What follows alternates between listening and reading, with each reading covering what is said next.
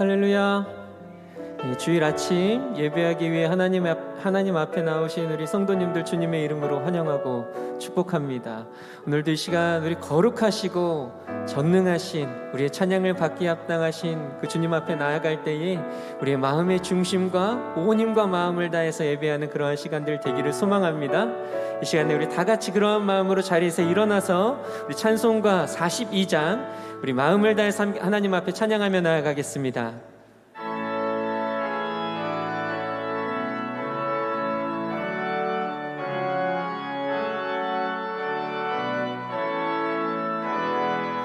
거룩한 주님께 거룩한 주님께 예배를 드리세 무릎을 꿇고서 영광 돌려 금같은 순종과 향기로운 겸손을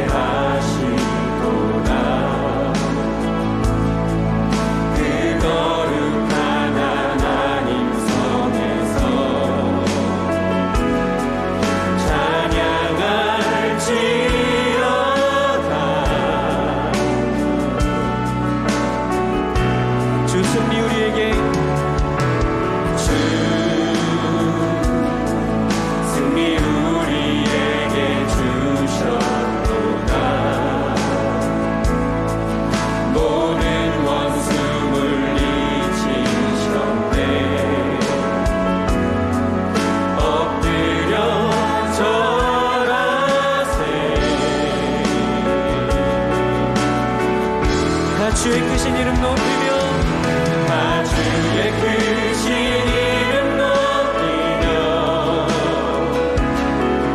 우리에게 행하신 위대한 일 감사하세 오 주의 신실하신 그 사랑 온 땅과 하늘 위에 계셔 홀로 영원하신 다시 한번 주님을 바라보면서 주의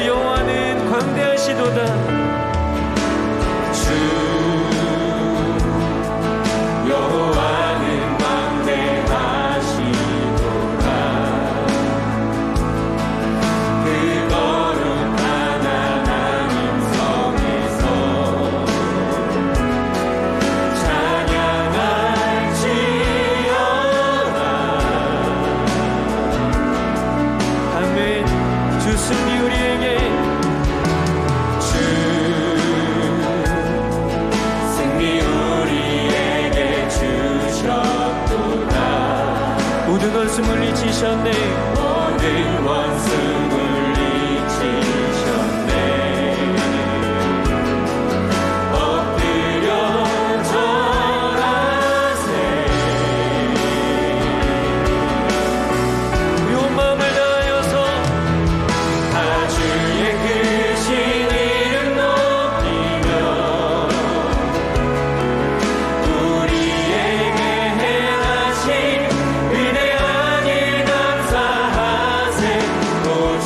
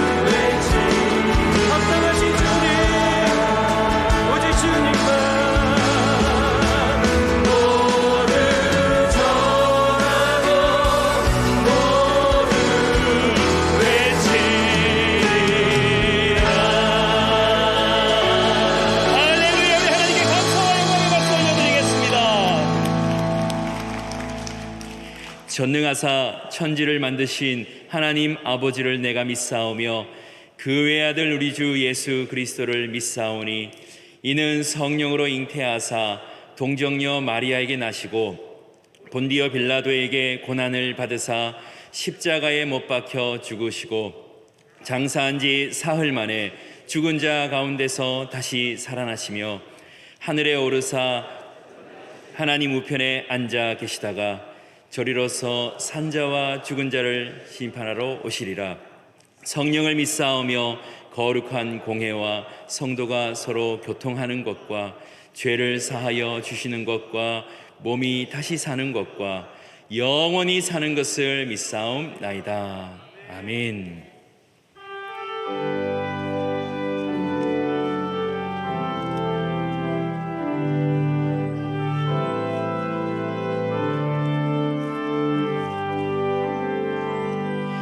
내 영혼의 그 깊은 데서 맑은 바람이 울려나네. 하늘 복전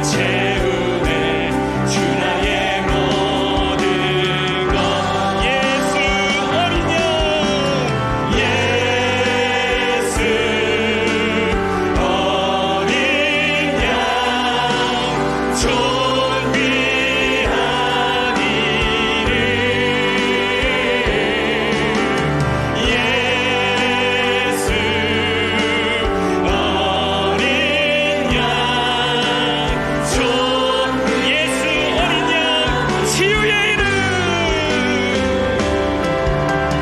예수 어린 양 치유의 이름 예수 어린 양 치유 예수 어린 양 능력의 이름 예수 어린 양 능력의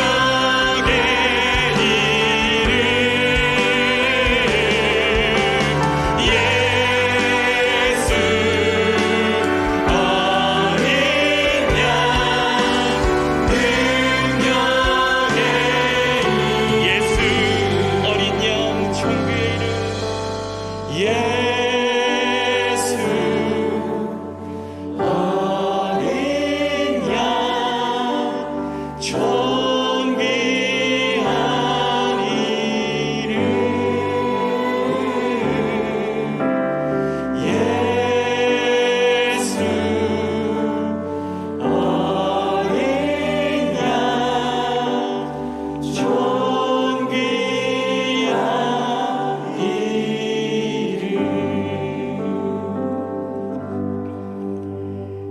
하나님 아버지 감사합니다. 우리가 무엇이기에 주께서 우리를 생각하시고 우리가 무엇이기에 우리를 돌보시나이까. 우리를 하나님보다 조금 못하게 하시고 하나님께만 있는 영화와 존귀로 우리에게 관을 씌우사 하나님의 자녀로 축복하시니 그 은혜를 무엇으로 갚으리이까. 오늘도 드릴 것 몸밖에 없어 우리 자신을 거룩한 산제물로 주님께 드립니다. 하나님께서 저희를 받아 주시옵소서. 하나님을 만나고 싶고 하나님의 음성 듣기를 소망하는 저희들의 경배와 찬양과 예배를 받아 주시옵소서. 형언할 수 없는 기쁨이 회복되는 거룩한 시간 될 수 있도록 임재하여 주시옵소서. 주님, 이 시간 죄사함의 은총을 받기를 기도합니다. 우리의 모든 죄악을 씻어주시어 부지 중에 지은 죄라도 그리스도의 보혈로 남김없이 해결받아 하나님의 은혜의 보좌 앞에 담대히 나아가는 이 시간 되게 하여 주시옵소서. 하나님, 나라를 위해 기도합니다. 3.1절을 기억하며 주님께서 대한민국을 지금까지 돌보아 주신 것을 선포하며 고백합니다. 나라를 위해 믿음의 선조들이 흘린 기도의 눈물과 이 땅을 위해 흘린 순교자들의 피가 낭비되지 않게 하여 주실 줄 믿습니다. 우리나라를 부르신 하나님이시기에 우리나라를 끝까지 제사장 나라로 사용하여 주시옵소서. 하나님의 부르심에는 후회가 없는 줄 확신하오니 촛대를 옮기지 마시고 어제보다 오늘, 오늘보다 내일 더 충성된 거룩한 나라 되게 하여 주시옵소서. 대한민국은 기도로 세워진 나라입니다. 예배로 하나님께 영광 돌리는 나라입니다. 선교로 열방에 빛이 되는 나라인 줄 믿습니다. 생존을 위해 존재하는 것이 아니라 열방을 향한 사명을 위해 존재하는 대한민국 되게 하여 주시옵소서. 정치, 경제, 사회, 문화, 외교, 교육 모든 영역에 회복을 허락하시사 다음 세대가 마음껏 꿈을 꾸고 우리의 아버지 어머니들이 형통한 삶을 살게 하시고 기성세대가 땀 흘리고 수고한 만큼 수고의 떡을 넉넉히 먹는 열매 맺는 나라 되게 하여 주시옵소서. 이를 위해 세우신 한국교회를 붙들어 주시기를 원합니다. 하나님 앞에서 사람 앞에서 더 정직하고 더 충성되어 소금이 되고 빛이 되는 교회들 되게 하여 주시옵소서. 영적 리더자들에게 기도의 눈물을 회복하여 주시옵소서. 강단에서 선포되는 말씀이 하나님의 말씀을 대언하는 말씀 되게 하여 주시옵소서. 모든 성도님들과 공동체가 예배 회복을 위하여 허리를 동이고 대장부처럼 힘을 내어 요시야처럼 히스기야 왕처럼 엘리야처럼 제단을 수축하고 회복하게 하여 주시옵소서. 한국교회가 하나님의 기쁨이 되며 세상 사람들에게 칭송을 받으며 구원받는 사람이 날마다 더해지게 하여 주시옵소서. 오늘 생명의 말씀 앞에 섭니다.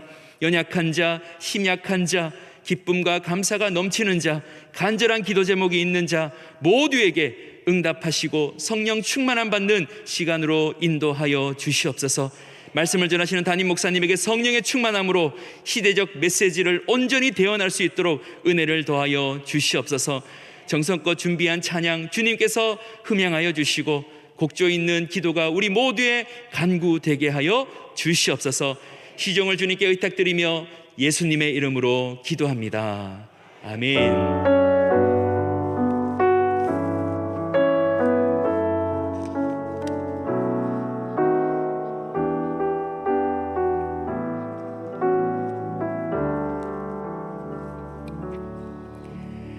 오늘 우리에게 주시는 하나님의 말씀은 마가복음 7장 9절에서 23절까지 말씀입니다.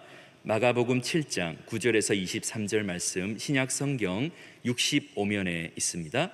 마가복음 7장 9절에서 23절 말씀을 봉독합니다. 또 이르시되 너희가 너희 전통을 지키려고 하나님의 계명을 잘 버리는도다. 모세는 내 부모를 공경하라 하고 또 아버지나 어머니를 모욕하는 자는 죽임을 당하리라 하였거늘 너희는 이르되 사람이 아버지에게나 어머니에게나 말하기를 내가 드려 유익하게 할 것이 고르반 곧 하나님께 드림이 되었다고 하기만 하면 그만이라 하고 자기 아버지나 어머니에게 다시 아무것도 하여 드리기를 허락하지 아니하여 너희가 전한 전통으로 하나님의 말씀을 폐하며 또 이 같은 일을 많이 행하느니라 하시고 무리를 다시 불러 이르시되 너희는 다 내 말을 듣고 깨달으라. 무엇이든지 밖에서 사람에게로 들어가는 것은 능히 사람을 더럽게 하지 못하되 사람 안에서 나오는 것이 사람을 더럽게 하는 것이니라 하시고 무리를 떠나 집으로 들어가시니 제자들이 그 비유를 묻자온데 예수께서 이르시되 너희가 이렇게 깨달음이 없느냐 무엇이든지 밖에서 들어가는 것이 능히 사람을 더럽게 하지 못함을 알지 못하느냐 이는 마음으로 들어가지 아니하고 배로 들어가 뒤로 나감이라. 이러므로 모든 음식물을 깨끗하다 하시니라. 또 이르시되 사람에게서 나오는 그것이 사람을 더럽게 하느니라. 속에서 곧 사람의 마음에서 나오는 것은 악한 생각 곧 음란과 도둑질과 살인과 간음과 탐욕과 악독과 속임과 음탕과 질투와 비방과 교만과 우매함이니 이 모든 악한 것이 다 속에서 나와서 사람을 더럽게 하느니라. 아멘.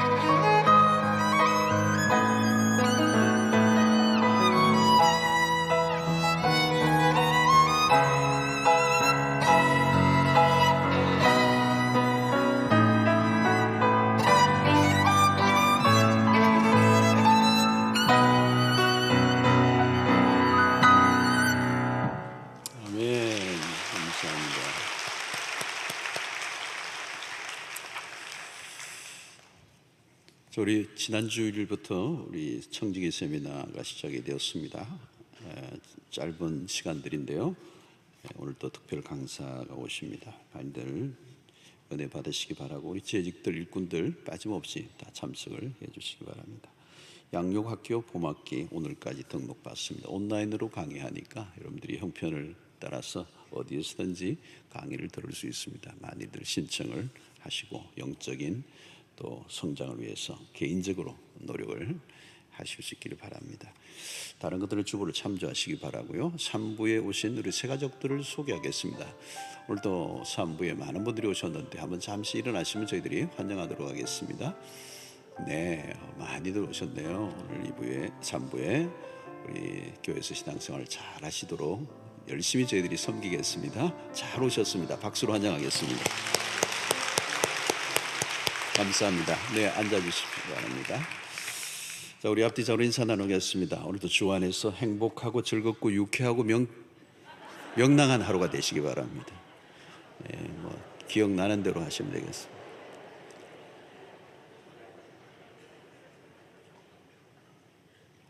월요일 날은 즐거운 날, 화요일 날은 유쾌한 날, 수요일 날은 명랑한 날, 목요일 날은 쾌활한 날, 금요일은 행복한 날, 토요일 날은 모르겠네요.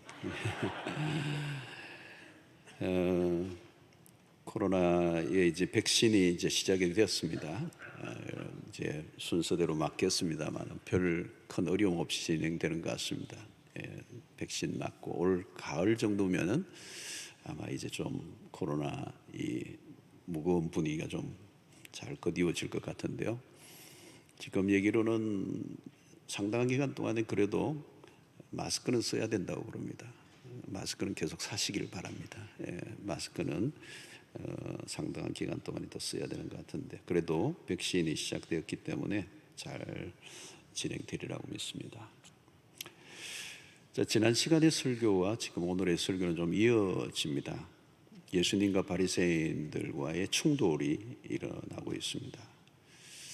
예수님과 바리새인들이 왜 충돌이 일어나는가 잘 보아야 됩니다. 이게 우리의 신앙에 매우 중요한 요소를 건드리고 있기 때문에 그렇습니다. 오늘 설교도 그렇게 확 이렇게 밝은 그런 주제는 아닌데 그러나 매우 중요한 부분이기 때문에 좀 통과를 하고 우리가 다루어져야 되리라고 생각합니다. 지난주에 우리는 예수님의 제자들이 손을 씻지 않고 떡을 먹는 것에 대한 바리새인과 서기관들의 시비를 거는 내용이 있었습니다. 거기에 대한 예수님의 반론이 있었죠. 예수님의 반론. 물론 음식을 먹기 전에 떡을 먹은 것은 손을 씻지 않고 떡을 먹은 것은 분명히 장로들의 전통, 유전을 어긴 것입니다. 그러나 주님은 그들의 전통을 지키는 것에 대해서 이제 이렇게 공격을 하셨어요. 그들의 열심이지만 그 안에 영적인 심각성이 있다는 것을 주님이 아셨기 때문입니다. 바리새인들의 열심은 잘못된 그릇된 열심입니다. 위험한 열심이 있습니다. 여러분, 열심이 다 좋은 게 아닙니다. 그들은 열심히 할수록 하나님으로부터 멀어져 갔던 것이죠. 그것은 그 이유는 그들이 행하는 외적인 행위와 내면에 숨겨진 의도, 동기와 달랐기 때문에 안과 밖이 달랐다는 거죠. 이것을 우리는 위선이라고 얘기합니다. 위선. 여러분, 위선이란 자신의 죄성을 교모하게 감추는 것입니다. 이 위선이 얼마나 위험하고 무서운 것인가 하면 자기 자신을 속이는 거고요. 그리고 다른 사람을 속이는 것이고 궁극적으로는 하나님을 속이는 것입니다.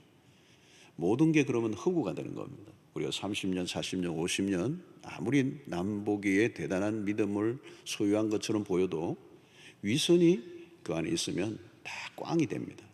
헛수고가 된다는 거죠. 그런데 안타깝게도 우리는 이스라엘의 역사를 보면 늘 있어왔던 일이 이 위선입니다. 그래서 이사야 선지자도 지난 주간에 말씀했지만 너희들이 입술로는 나를 존경하지만 마음은 내게서 멀다. 말로는 다 할 수 있죠. 멋있는 말도 하고 멋있게 보일 수는 있어요. 그러나 마음은 내게서 멀다. 이렇게 하신 것은 이사야 선지자뿐만 아니라 구약의 선지자들이 끊임없이 이스라엘 백성들의 위선을 고발했습니다. 화려한 의식으로 제사를 드리는 열심은 있었지만 그들의 종교적 위선은 끊이지 않았습니다. 그래서 그들이 드리는 충실한 제사, 그 수없는 의식, 희생의 제물을 드렸지만 그것이 나중에 하나님이 보시기에는 역겨웠죠. 제발 그만 드려라. 그런 제사는 드리지 말라고 그렇게 하나님이 하셨던 것입니다. 이게 위선입니다. 자, 오늘 본문은 먼저 부모를 공경하는 문제에 대한 논쟁으로 시작이 되는데요. 10절에 보니까 모세는 내 부모를 공경하라 하고 또 아버지나 어머니를 모욕하는 자는 죽임을 당하리라 하였거늘. 구약 율법에 의하면 이 부모를 공경하는 문제는 굉장히 강하게 강조하는 메시지였습니다. 십계명에서도 이미 5계명에 내 부모를 공경하라, 또 그뿐만 아니라 구약의 율법에 의하면 아버지나 어머니를 모욕하는 자는 죽임을 당하는, 돌에 맞아 죽는 일을, 그런 큰 죄입니다. 자, 그런데 바리새인들은 이 계명을 지키는 것 같았지만 교모하게 어겼습니다. 11절에 보니까 너희는 이르되 사람이 아버지에게나 어머니에게나 말하기를 내가 드려 유익하게 할 것이 고려반 곧 하나님께 드림이 되었다고 하기만 하면 그만이라 하고, 예수님이 지금 바리새인들을 지적한 겁니다. 이 고르반이라는 말은 하나님께 드렸음, 하나님께 드린 것을 의미합니다. 이 바리새인들은 하나님께 드리는 고르반을 부모 공경의 책임을 회피하는 도구로 사용했습니다. 실제로는 부모를 공경할 마음이 없었는데 고르반이 명분을 준 겁니다. 요즘으로 이야기하면 하나님께 헌금하고 나니까 부모님께 드릴 돈이 없습니다, 이렇게 얘기하는 것 같습니다. 자기는 부모에게 할 도리를, 하나님께 할 도리를 다 한 그것 때문에 부모를 공경하는 것에 대한 면죄를 받을 것처럼 생각하는 것입니다. 그들은 하나님을 잘 섬기는 자들로 보일 뿐만 아니라 부모도 공경한 것처럼 보이고자 했지만 교모하게 속인 거죠. 그 안에는 탐욕과 이기심이 가득 차 있었습니다. 자, 이 무엇이 문제입니까? 그들의 열심은 포장되어 있다는 겁니다. 위선이에요. 포장이 되어 있다는 겁니다. 하나님의 말씀을 지키는 것에 초점이 있는 게 아니라 자기 만족에 그쳤다는 겁니다. 우리의 신앙이 잘못되면 여러분 이전보다 나아지는 게 아닙니다. 더 나빠집니다. 종교의 이름으로, 신앙의 이름으로, 명분으로 말씀을 도구화해서 자기의 이기심을 만족시키는 도구로 전락할 수 있다는 겁니다. 이전에 졌던 죄들보다 하나가 더 더해지는 거죠. 위선의 죄까지. 종교를 빙자한 죄의 종류와 방식이 더 늘어나게 됩니다. 그러니까 또 worse, 나빠진다는 거예요. 여러분, 우리도 마찬가지로 신앙생활 하다 보면 아는 게 많아져요. 말씀을 배우고 아는 것이 많은 것은 좋은 것입니다. 그런데 말씀을 자기식으로 이용하는 편법도 늘어날 수 있다는 겁니다. 몰라서 짓는 죄가 아니라 알아서 짓는 죄입니다. 말씀을 자기에게 유리하도록 끌어당기는 거죠. 그래서 성경을 모르는 게 아니라 성경을 가지고 죄를 짓습니다. 그리고 교모하게 자기화시키는 거죠. 자, 오늘 이 부모 공경에 관한 부분에서도 이미 그들은 신앙이 굉장히 도구화되고 이용하는 쪽으로 가고 있다는 것을 느끼게 되고, 이게 형식주의적인 신앙입니다. 겉으로는 화려하고 다 할 것 다 하고 하나님도 공경하고 부모도 공경하는 것 같은데 사실은 하나님도 사람도 다 공경하지 않고 자기의 유익을 따라 살아가고 있는 자들. 자, 오늘 이 정결함에 대한 논쟁이 이제 이어지는데 지난 주간과 연결이 되는 말씀이죠. 15절 16절 보니까 무엇이든지 밖에서 사람에게로 들어가는 것은 능히 사람을 더럽게 하지 못하되 사람 안에서 나오는 것이 사람을 더럽게 하는 것이니라 하시고, 예수님 매우 원색적인 표현을 하셨습니다. 주님이 던지시는 질문은 무엇입니까? 밖에서 들어가는 것이 더럽게 하는가? 안에서 나오는 것이 더럽게 하는가? 안에서 더러운 것이 나오는가 하는 것입니다. 정결함이 내면으로부터인가 외면적인 것으로부터인가 하는 것을 질문을 던지는 겁니다. 이건 매우 이제 우리 신앙의 중요한 요소예요. 과연 손과 그릇만 열심히 씻으면 되는가? 겉만 깨끗하면 깨끗해진 것인가? 옷만 깨끗하게 입고 다닌다고 깨끗한 사람인가? 이제 그 얘기를 하는 것이죠, 여러분. 그들은 의식을 철저히 지켰지만 거룩과 거리가 멀었다는 것. 무엇이 우리를 정결하게 하는 것인가? 여러분, 예수님과 바리새인들과는 결정적인 차이가 있습니다. 바리새인들은 외적인 것에, 외형적인 것에 집중을 했다는 것. 손을 씻고 그릇을 씻는 것으로 정결하게 된다고 여겼다. 그러나 예수님은 입으로 들어가는 음식이 우리를 결코 더럽게 하는 것이 아니다. 엄밀히 따지면 음식은 거룩과 상관이 없다. 그런데 바리새인들은 거기에 모든 것을 다 걸었던 것입니다. 바리새인의 치명적인 결함은 무엇입니까? 겉모양에 겉만 깨끗했다는 거예요. 외적으로만 깨끗하는 것, 그거 쉬운 것입니다. 예수님은 항상 본질적이고 핵심을 다루십니다. 안으로 들어가는 것이 사람을 더럽게 하는 것이 아니라 마음에서 바깥으로 나오는 것들이 사람을 더럽게 한다. 주님은 바리새인들이 자랑스럽게 붙들고 있던 것들을 통째로 흔들어 놓으십니다. 표면적인 것이 아니라 내면적인 것들. 이런 손을 씻는 이 정결함의 의식들은 구약적 요소가 많습니다. 그러나 그리스도가 오심으로 모든 게 다 달라졌어. 눈에 보이는 것보다 눈에 보이지 않는 영역으로 시선을 옮기도록 하십니다. 그래서 여러분 산상수훈이나 이런 우리 예수님의 복음서를 보면 모든 초점이 외형적인 것에 내면적인 것으로 초점을 맞추고 있어요.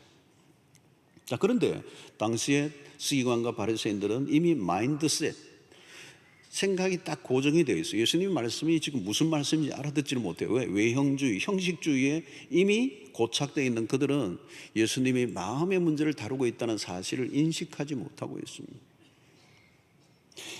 자, 18절을 보면 제자들조차도 아직 깨닫지 못하고 있어요. 외적인 열심에 집착해 왔기 때문에. 외적 정결의식, 그것이 그들의 중심부에 있는 정통이었습니다. 그것은 유대인의 정체성과도 연결되는 요소였습니다. 여러분, 우리 역시 바리새인의 길로 갈 위험성이 있습니다. 경건 생활을 한다고 하는데 하나님이 보시기에는 전혀 의미가 없는 활동들로 분주할 수 있습니다. 잘못된 열심들이 우리에게 없는지 우리를 매우 살펴볼 필요가 있어요. 특히 한국 교회는 신앙적 외형주의 혹은 활동주의가 매우 익숙해져 있습니다. 활동이 나쁘다는 게 아닙니다. 우리가 정작 집중해야 할 마음은 도외시한 채 경건의 탈을 쓴 위선자로 전락할 위험성이 높다는 거예요. 자, 오늘 주님은 의식적인 정결의 허점을 이제 이렇게 지적하십니다. 19절 20절의 말씀을 보면 이런 마음으로 들어가지 아니하고 배로 들어가 뒤로 나감이라. 이 먹은 것은 그렇대. 이러므로 모든 음식물은 깨끗하다 하시니라. 또 이르시되 사람에게서 나오는 것이 사람을 더럽게 하니라. 예수님은 입으로 들어가는 음식물이 우리를 더럽게 하는 게 아니라는 거예요. 음식물은 깨끗하다. 물론 외적인 정결을 무시하는 말씀은 아닙니다. 요즘 우리가 여러분 손을 많이 씻습니다. 손을 굉장히 많이, 코로나 팬데믹으로 일어난 현상 중에 하나는 손을 너무 열심히 썼습니다. 저도 손을 얼마나 씻었는지 건조해져 가지고요. 그 핸드크림이 요즘 진짜 필요하더라고요. 뭐 건조해지고 거칠거칠해졌어요. 무척이나 예민해 있습니다. 우리는 물론 손을 씻는 일은 중요하죠. 특히 손으로 음식을 먹는 문화 속에서는 손 씻는 일은 위생과 건강에 직결되는 것입니다. 그러나 주님은 진짜 무서운 것은 손에 묻어 있는 것이 너를 더럽게 하는 것이 아니다. 진짜 더러운 게 어디 있는 줄 아느냐? 치면적인 손상을 입히는 것은 손으로 씻는 그 문제로 되는 게 아니라 너의 마음이 있다. 너의 인생을 치명적으로 손상을 입히고 너의 삶을 위해하게 하는 것은 손에 있지 않다는 거예요. 불결함에 출발한 손이 아니라 마음이라는 거예요. 여러분, 모든 더러운 것이 우리의 마음 안에서부터 흘러나온다는 거예요. 손을 씻는 의식을 치른다고 마음의 더러움이 없어지는가? 이미 마음 안에 가득 차 있는 그 더러운 것을 다루지 않고 아무리 외적인 청결을 노력한다고 해도 되는 게 아니라는 거예요. 사랑하는 성도 여러분, 우리의 신앙생활을 참 오래 해도 변화가 잘 일어나지 않는 경우가 있어요. 왜 이렇게 변화가 안 일어나는가? 오늘 이 본문에서 답이 있어요. 마음을 다루지 않으면 외형적인 것에 아무리 열심히 내어도 소용이 없어요. 외형적인 것에 초점을 맞추면 우선은 만족할 수 있습니다. 교회가 요구하는 몇 가지 기준에 맞추는 것 어렵지 않습니다. 교회 출석 열심히 하고 양육받고 성교회도 참여하는 것 할 수 있습니다. 그러는 외적인 기준들을 지키는 일로 우리의 신앙을 다 자리매김할 수가 없습니다. 신앙이 깊어지는 것과 신앙적인 활동에 익숙해져 가는 것은 다른 것입니다. 우리가 자주 목격하는 모습들이 그런 거죠. 겉으로는 매우 열심히 하는 사람인데 어느 날 보면 망가져 있습니다. 무너져 내려 있습니다. 중직자이기도 하고 누구보다 열심히 한 사람인데 영적으로는 심각하게 망가져 있을 수가 있습니다. 여러분, 우리가 다루어야 하는 것은 언제나 내면입니다. 내면에 무슨 일이 일어나고 있는가를 주시해야 한다는 거예요. 외적인 활동이 아니라 마음을 주시해야 된다는 거예요. 성도 여러분, 우리의 마음을 들여다보고 있습니다. 우리의 마음은 쉬지 않고 죄를 생산해내는 거대한 공장입니다. 공장. 우리의 마음이. 모든 더러운 것을 쏟아내는 진원지가 마음에 있다는 거예요. 그게 성경이 오늘 예수님이 하신 말씀입니다. 겉으로는 멀쩡해 보이는데 마음 안에는 죄의 오염지수가 계속 높아져 가고 있다. 온갖 죄를 짓게 하는 원천. 여러분, 마음의 정원을 방치해 놓으면 온갖 죄들이 사계절 꽃을 피우며 열매를 맺고 번식을 합니다. 마음의 깊숙한 곳에는 죄의 독버섯이 은밀하게 서식하고 있습니다. 그럼에도 놀라운 것은 우리는 마음을 다루기보다 외적인 활동에 더 치우쳐 있다는, 그게 바리새인들의 모습이었다. 여러분, 사람들로부터 칭송을 받고 있지만 정작 그 마음으로는 상상할 수 없는 죄를 짓고 사는 일이 얼마든지 가능하다는 겁니다. 마음속에 깊이 뿌리내린 죄를 그대로 둔 채 다른 것에 몰두하고 있는 이 모습, 바로 바리새인들의 모습이고, 그 바리새인들은 전혀 알지 못하는 세계, 그게 마음이었습니다. 여러분, 마음속에 그들은 마음속에 있는 것을 숨기고 외적인 것으로 치장했습니다. 죄를 지으면 지을수록 열심으로 그것을 커버하고. 성도 여러분, 우리의 마음 안에 어떤 것들이 들어있습니까? 우리가 인정하고 싶지 않지만 우리 안에 있는 더러운 것들과 마주 대해야 합니다. 내가 손을 얼마나 깨끗이 하느냐, 얼마나 깨끗한 그런 옷을 입고 있느냐, 얼마나 예배의식에 참여하고 있느냐가 아니라 우리의 마음의 창고 안에 채워져 있는 것들이 무엇인가를 확인하고 그것을 하나님 앞에 다루어야 한다는 것입니다. 여러분, 마음의 창고 안에 들어있는 것들이 무엇인가를 주님이 오늘 본문에서 열거하십니다. 21절로 23절을 한번 보겠습니다. 속에서, 곧 사람의 마음에서 나오는 것은 악한 생각, 곧 그게 어떤 것들이라고요? 음란과 도둑질과 살인과 간음과 탐욕과 악독과 속임과 엄탕과 질투와 비방과 교만과 우매함이니, 이 모든 악한 것이 다 속에서 나와서 사람을 더럽게 하느니라. 참 다양하죠. 여러분, 여기에서 언급되지 않은 것도 참 많습니다. 주님은 구체적으로 언급을 하시죠. 마음 안에 들어있는 이 더러운 것들이 바깥으로 흘러나온다는 것. 우리 안에 악한 생각들이 마음에 자리를 잡고 있습니다. 본성적으로는 악하고요, 생각이 악하다는 거죠. 그 악한 그 본성 마음 안에서 어떤 것들이 들어있는가? 예수님은 가장 먼저 오늘 본문에 보면 마음에서 나오는 것은 악한 생각, 곧 첫 번째 뭘 얘기합니까? 음란과 그랬어. 음란. 여러분, 마음속에 음란을 다루어야 합니다. 마음의 음란은 그대로 두고 아무리 손을 열심히 씻고 의식을 치른다고 한들, 예배에 수없이 참여한들 무슨 변화가 일어날 거냐는 거죠. 결혼 생활을 하고 엄연히 배우자가 있는데도 불구하고 음란한 생각을 하고 살아가는 사람들. 배우자 앞에서는 전혀 표를 내지 않지만 그냥 말로는 당신밖에 없다고 하는데 다른 생각을 하는 사람들입니다. 여러분, 여자분들은 주로 드라마를 보는 시간. 남자들은 드라마 잘 안 보거든요. 여자분들이 드라마를 보는 시간이 조심해야 돼요. 남자들은 드라마 대신에 뭘 봐요? 포르노그래피를 봐요. 요즘은 동영상, 음란한 음란물들, 마음속으로는 엉뚱한 생각을 하고 살아가는. 여러분, 오늘 이 본문을 보면 예수님이 마음속에 들어있는 더러운 것들에 대한 얘기를, 첫 번째 음란을 얘기하는데요, 성적인 죄에 대한 언급이 세 가지입니다. 이 짧은 구절 안에 음란이 나오고요, 간음이 나오고요, 음탕이 나와요. 마음속에 이 음란의 문제가 숨겨진 채로 그대로 둔 채로 하나님을 예배할 수 있느냐는 거예요. 그 다음에 여러분 도둑질과 살인이 나옵니다.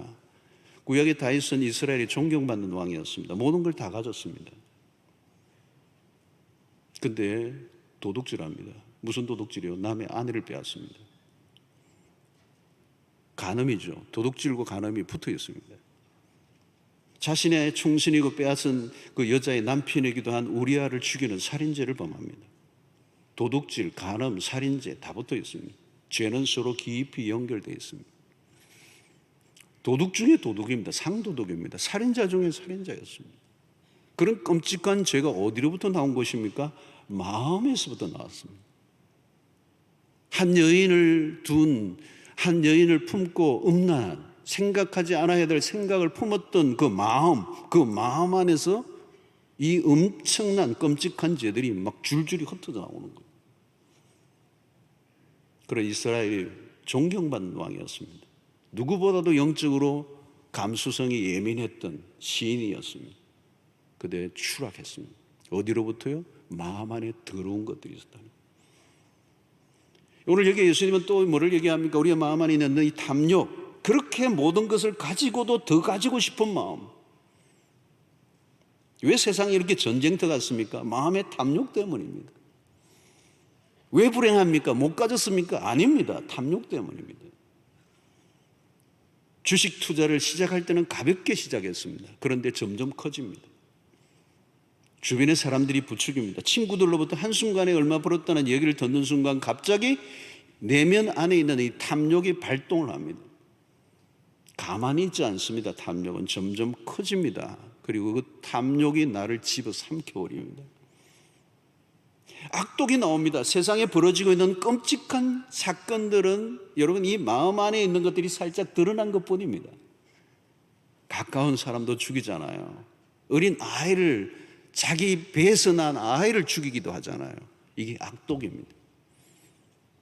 질투는 어떻습니까, 여러분?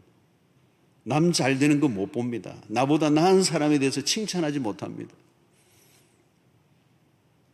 목회자도 비슷해요. 저보다 설교 잘하는 사람이 있으면 은근히 디스하고, 나보다 더 잘난 사람을 보면 괜히 우울해지는 이유, 질투예요. 여러분, 여자가 질투를 많이 할까요? 남자가 질투를 많이 할까요? 남자분들은 여자들이 질투가 많다고 그러죠. 제가 보니까요, 똑같아요. 인간의 내면에 질투가 있습니다. 사랑방에서도 누가 남편을 자랑하거나 자식을 자랑하면 눈을 감습니다. 듣기 싫다는 얘기입니다. 안 그러면 화장실로 갑자기 갑니다. 시기와 질투, 내가 가지지 않은 것이 불행이 아니죠. 상대가 많이 가진 것 때문에 불행해야 하는 사람들. 우리의 마음이 매일 그런 전쟁을 치르고 있습니다. 여러분, 비방이 나오죠. 여러분, 비방. 요즘 사람들 보세요, 여러분. 다른 사람의 실수나 말 한마디도 긁어 넘어집니다. 고소고발이 얼마나 많습니까? 난무합니다.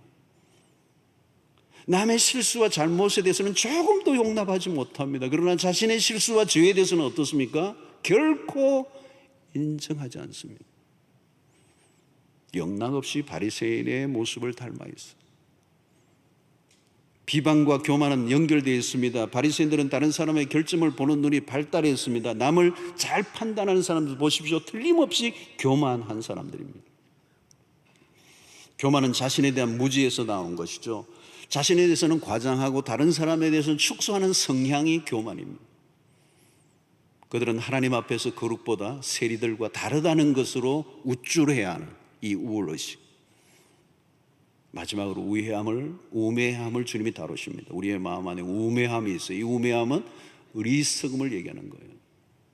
인간의 마음 안에 이 어리석음, 참 어리석도다. 깨달음이 전혀 없는 마음의 황폐한 상태, 우둔한 상태. 오늘 주님은 우리의 마음 안에 이 더러운 것들이 있다는 거예요. 더러운 것들이 가장 악취가 나는 진원지, 예레미야 17장 9절이죠. 만물보다 거짓되고 심히 부패한 것은 마음이라. 누가 능히 이를 알리오마는. 성도 여러분, 이 요즘 음식물 찌꺼기 며칠 놔두면 악취가 나죠. 그런데 오늘 이 예레미야 선지자의 말씀을 통해서 본다면 그 악취는 아무것도 아니에요. 우리의 마음속에 있는 악취는 그것을 훨씬 더 능가하는 가장 최악의 부패한 상태. 바리새인들이 이걸 놓친 것이죠. 바리새인들의 심각한 착각은 몇 가지 의식을 열심히 지키기만 하면 되는 줄 알았어. 뿌리는 전혀 손대지 않고 겉으로 드러난 잎사귀만 바라보고 있는,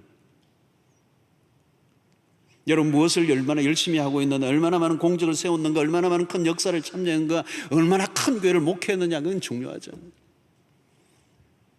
하나님은 그런 것에 감동받지 않으세요. 우리는 겉으로 드러나는 모습에 치중을 할 때가 많습니다. 우리가 코로나 팬데믹에 떨고 있습니다. 그러나 더 무서운 것은 죄의 심각성, 그리스도인이 바라봐야 될 관점이죠. 손을 씻을 때마다 우리의 마음을 들여다보고 있는 거예요.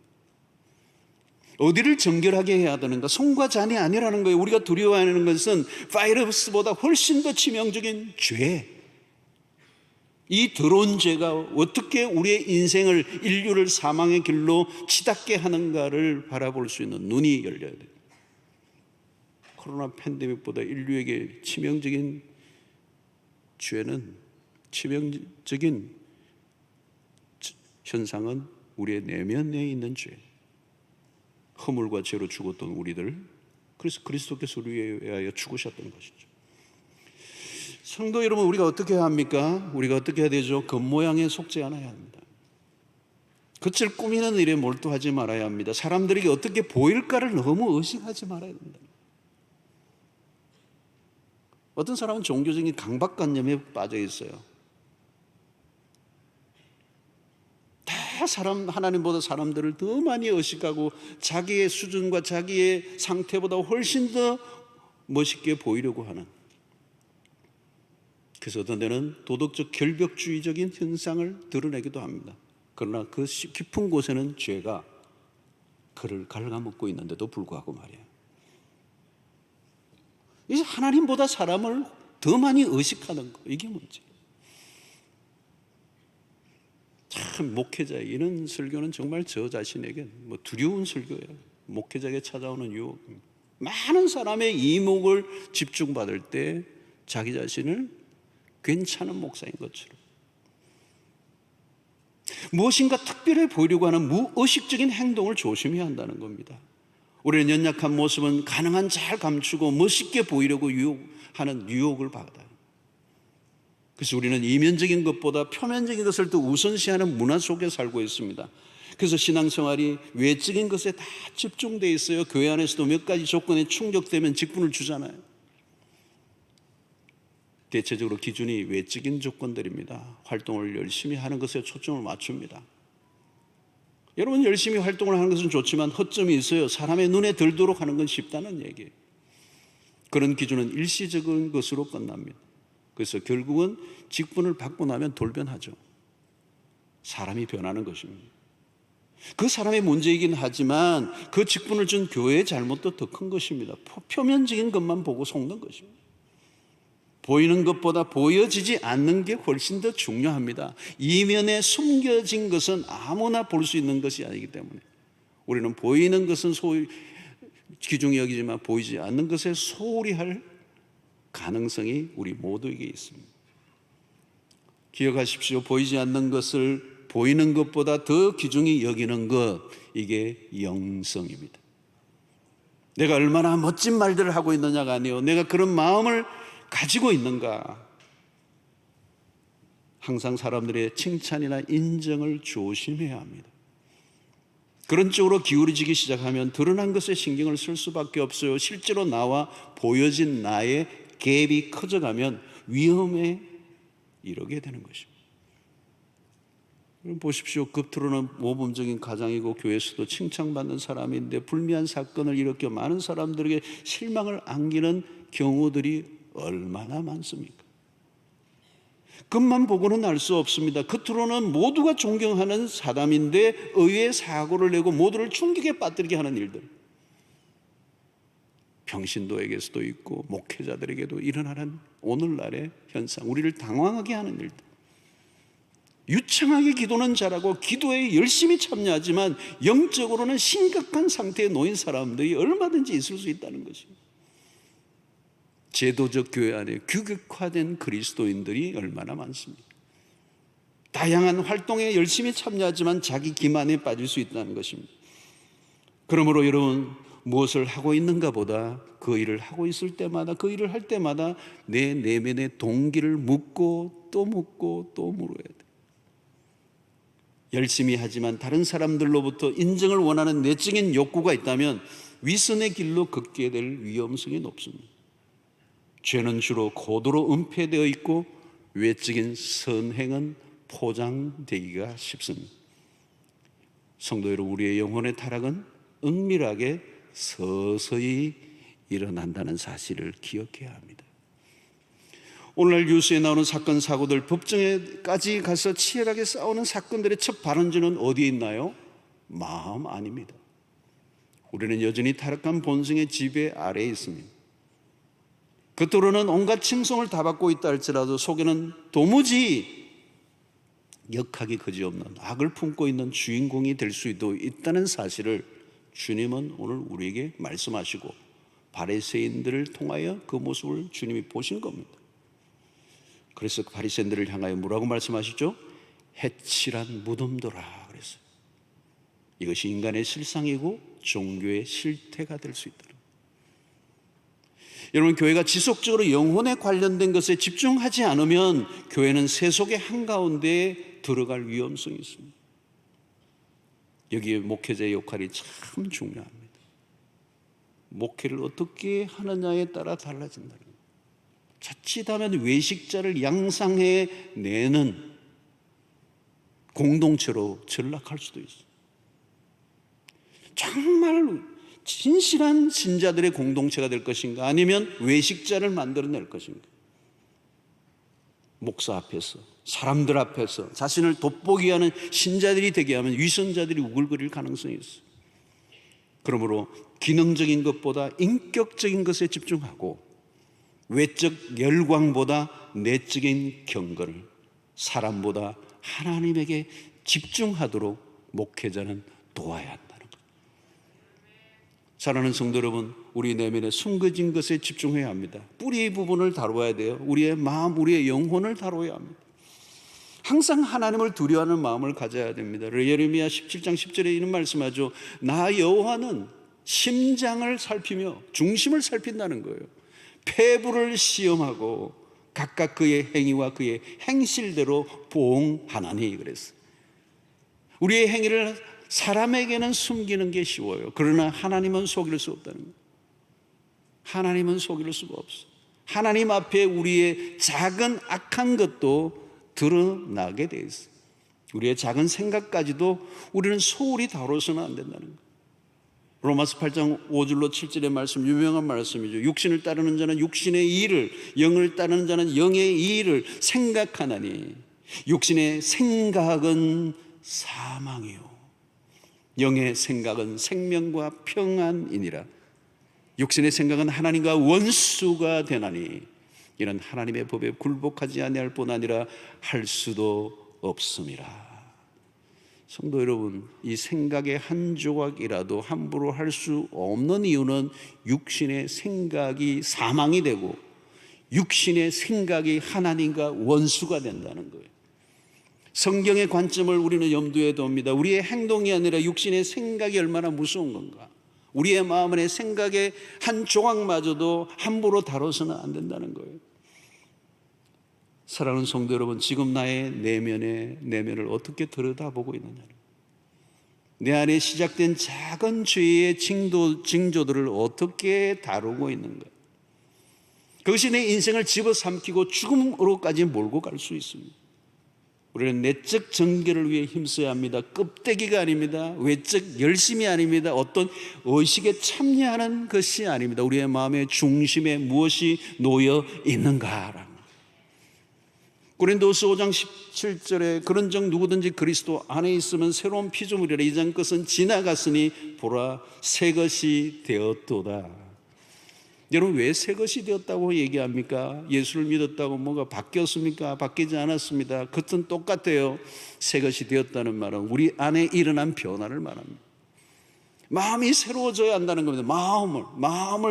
마음이 새롭게 함으로 우리의 관심은 끝이 아니라 마음으로 바뀌어야 돼요. 우리의 마음의 중심에 그리스도가 오시고 그리스도의 십자가 안에 있는 우리의 마음의 욕망이 일어날 때 그 욕망을 적극적으로 다루지 않으면 우리는 십자가에서 벗어나 버립니다. 언제나 우리는 우리의 마음의 중심에 십자가가 와야 돼. 나를 사로잡고 있는 것이 그리스도의 십자가가 되어야 되고 그리스도와 함께 죽는 경험이 날마다 일어날 때 내가 사람들로부터 화려해 보이고 사람들로부터 칭송받고자 하는 그 욕망을 이겨낼 수가 있는 것입니다. 그러므로 우리는 우리가 추구할 신앙의 핵심은 뭐냐? 그 사람과 속 사람이 일치하는 것입니다. 그 사람과 속 사람이 일치될 때, 극과 속이 일치될 때 우리 안에 평안이 오고 기쁨이 오고 자유가 오고 만족이 오는 거예요. 로마서 7장 19절에 바울은 이런 고백을 하죠. 내가 원하는 바 선은 행하지 아니하고 도리어 원하지 아니하는 바 악을 행하는도다. 이러면 이게 모습이 뭡니까? 오라 공부하는 사람에도 이 사망의 몸에서 누가 나를 건져내라. 내가 원하는 것은 선인데 악을 행하는 나의 이 모순, 이 갈등, 그 번민하고 있는 바울의 모습이죠. 이전의 모습이죠. 여러분 겉으로 드러난 내 행동과 내면의 마음이 하나로 통합되지 않으면 갈등하고 괴로워하게 됩니다. 마음에 평안이 없어. 근데 그것이 통합될 때 갈등이 사라지고 자유가 오는 거예요. 여러분 위선자는 평안이 없습니다. 자유가 없습니다. 늘 누군가를 의식하고 어떤 행동 하나하나에도 부자연스럽고 뭔가 자기를 꾸미고 가식이 있고 너무너무 불편한 거예요. 사랑하는 성도 여러분, 우리의 생각과 우리의 행동이 일치되는 은혜가 있게 되기를 축원합니다. 내가 정말 선한 생각을 한다면 선한 행동을 할 수 있는 이 통합, 이 속사람을 우리가 날마다 바라보아야 한다는 거예요. 여러분 예배의 의식을 지키는 것도 중요하지만 마음을 다하는 진정한 예배를 하나님 앞에 드리고 있는가? 남을 돕는 구제에 참여하는 것도 좋지만 정말 진실한 사랑으로 하는가? 자신이 하는 일보다 멋있게 보이고자 꾸미려고 하지 말라는 거예요. 연기를 하지 말라는 거예요. 여러분 차라리 안 하는 게 낫지 척하는 것을 버려라는 거예요. 무늬만 그리스도인, 겉만 화려한 그리스도인이 되어서는 안 되고 무엇을 하든지 진심을 담아 행하라는 거예요. 여러분 사람들의 칭찬과 인정을 받으려는 욕망을 거부해야 합니다. 가분한 칭찬이 있을 때는 과감하게 물리쳐야 합니다. 혹시 누가 나를 비방하면 화부터 내지 말고요, 그 사람이 비방하는 것보다 훨씬 더 악한 내 내면에 악이 있는가를 살펴보아야 돼요. 사람들로부터 이목을 집중시키려 하지 마십시오. 다른 사람의 평판에 끌려다니지 마십시오. 그러면 나중에 허무해집니다. 내 나다운 삶을 살지 못하고 누군가의 시선, 누군가의 평판에 의해서 내 인생이 이리저리 끌려다니는 인생이 얼마나 피곤하고 힘든 인생이겠습니까? 사랑하는 성도 여러분, 우리가 추구해야 할 목표는 오직 예수 그리스도, 그분을 닮는 삶이어야 합니다. 그리스도를 닮는 것은 외형이 아닙니다. 그분의 인격입니다. 다윗은 이런 고백을 하죠. 시편 51편 10절에 하나님이여 내 속에 정한 마음을 창조하시고 내 안에 정직한 영을 새롭게 하소서 그랬어요. 너무 멋있는 기도예요. 바세바 사건으로 일어난 그의 범죄 이후에 나단 선지자의 고발로 회개하며 그가 지었던 시 아니겠습니까? 내 속에 정한 마음을 창조해 주십시오. 깨끗한 마음을 날마다 새롭게 해 주십시오. 사랑하는 성도 여러분, 신앙생활을 하면 할수록 더 맑아져 가고 투명해져 가기를 바랍니다. 포장하고 있는 것들을 하나하나 벗겨내시기를 바랍니다. 자신을 속이지 마세요. 여러분, 바리새인들이 가장 결정적인 죄는 자기 기만이에요. 자기를 속이는 거예요. 여러분, 오늘 주님은 이 말씀을 통하여 위선에서 돌이켜라는 거예요. 우리가 하나님을 기쁘시게 하는 길은 위선에서 돌이키지 않으면 안 돼요. 우리가 위선에서 돌이킬 때 하나님을, 우리가 진실된 모습으로 하나님 앞에 나아가는 걸 하나님이 받으시고요, 그리고 그 위선을 벗길 때 우리는 우리의 말과 행실이 일치를 이룰 때 우리는 세상의 사람들로부터 신뢰를 받는 그리스도인이 될 줄로 믿습니다.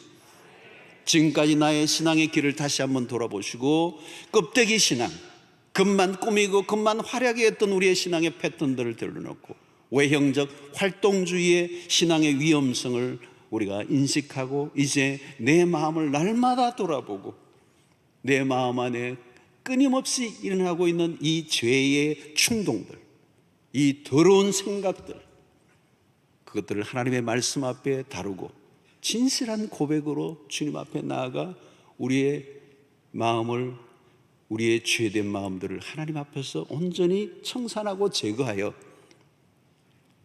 우리 안에 정직하고 새로운 영으로 충만하여 우리가 이웃을 대하고 하나님을 대하고 우리의 열심을 다할 때 하나님께서 그것을 인정해 주시리라고 믿습니다. 만약에 우리가 위선을 해결하지 않으면 우리의 신앙은 다 허무한 것이 되고 맙니다. 하나님을 영화롭게 할 수도 없고 우리의 삶이 세상 속의 빛과 소금이 될 수가 없어요. 이중적인 구조로는 빛과 소금이 될 수가 없어요. 우리가 온전한 진실된 그리스도인이 될 때 세상에서 진정한 빛과 소금의 역할을 감당하는 참 그리스도인으로 살아가고 그것이 하나님께 영광이 될 줄로 믿습니다. 오늘 또 우리가 마음을 집중하십시다. 중심을 날마다 바라보시고 내 안에 작은 죄라도, 작은 나쁜 생각이라도 하나님 앞에서 다룰 줄 아는 그 열심이 외적 열심보다 훨씬 더 중요하다는 사실을 깨닫고 바른 믿음 생활, 중심이 잡힌 건강한 그리스도로 회복되는 역사가 있게 되기를 축원합니다. 하나님 아버지, 오늘 또 우리에게 주신 말씀을 통하여 우리 모두 자신이 다시 한번 겸허하게 우리의 옷깃을 내밀고 우리의 내면에 숨겨진 더러운 것들을 주님 앞에 내어놓고 진실된 신자로 살아가기를 원합니다.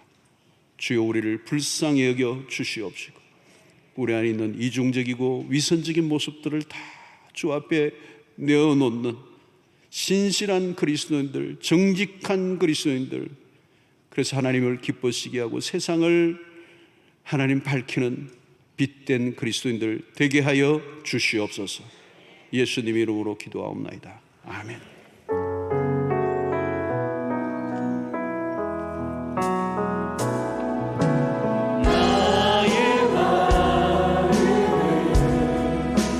정금과 같이 정결케 하소서. 나의 마음을 정금과 같이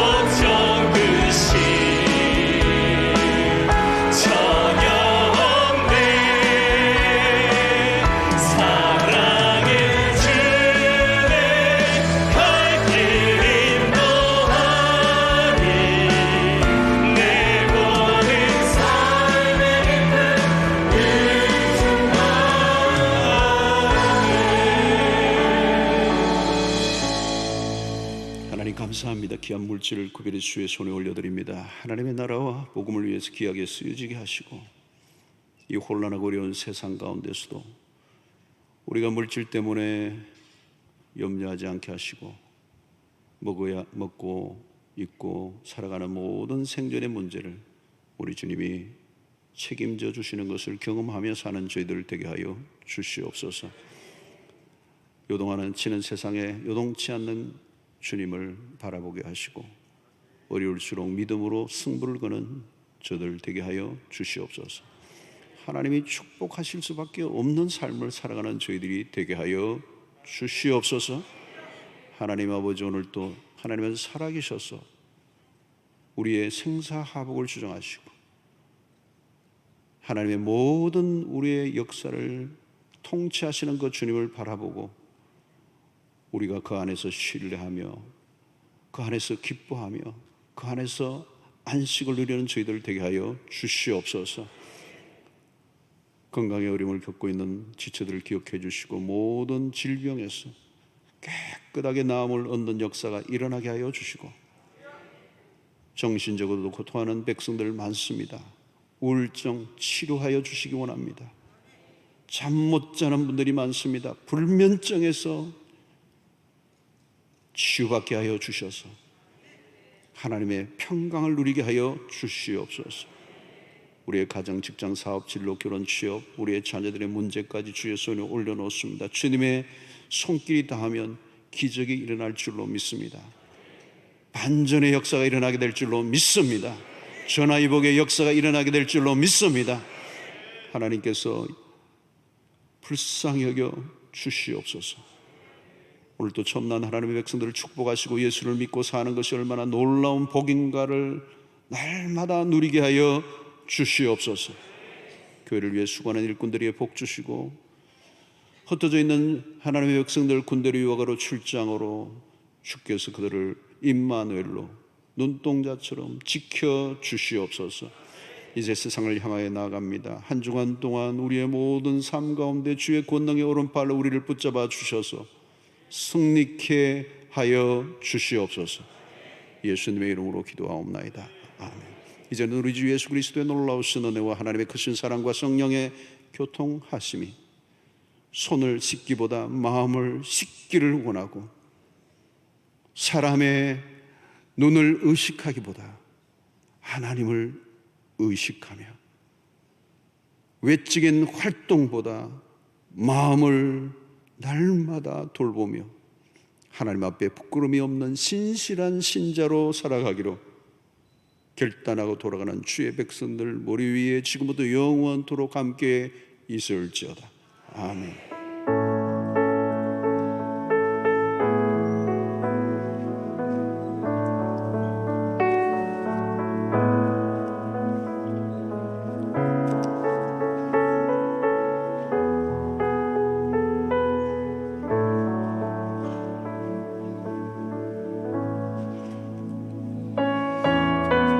찬양하는 동안 기도하시고 싶으신 분들 편안하게 기도하시고 하나님의 큰 위로받고 돌아가시기를 축복합니다. 여러분의 삶을 응원합니다.